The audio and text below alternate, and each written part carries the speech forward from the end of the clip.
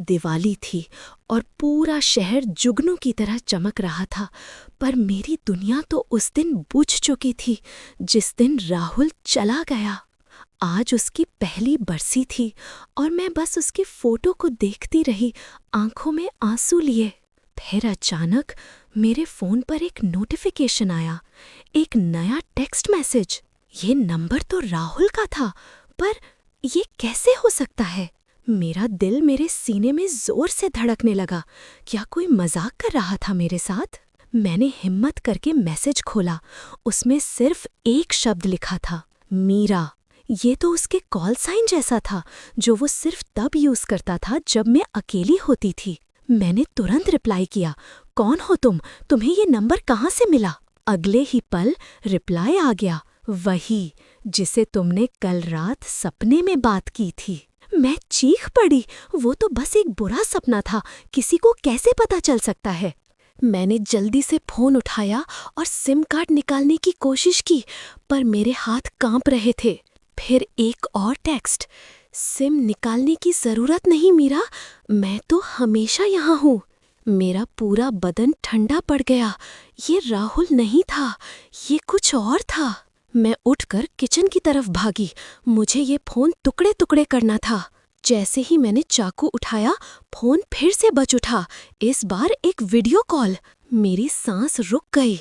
Screen पर राहुल की तस्वीर थी, पर उसकी आंखें, वो बिल्कुल खाली थीं। मैं जानती थी कि कॉल उठाना गलत है, पर एक अजीब मजबूरी थी जो मुझे उसकी तरफ खींच रही थी। मैंने कॉल एक्सेप्ट कर लिया। स्क्रीन पर कोई तस्वीर नहीं थी, सिर्फ सफेद स्टैटिक। पर उस स्टैटिक के बीच एक आवाज आई, राहुल की आवाज। वो कह रहा था, तुमने मुझे अकेले छोड़ दिया मीरा, मुझे बाहर बुलाओ। कहाँ बुलाऊं तुम्हें? तुम तो नहीं हो। आवाज ने हल्के से हंसा, वो हंसी जो एकदम राहुल कैसी थी, पर उसमें कोई खुशी नहीं थी। फिर उसने कहा, अपने पीछे देखो मीरा, मैं वहीं हूँ।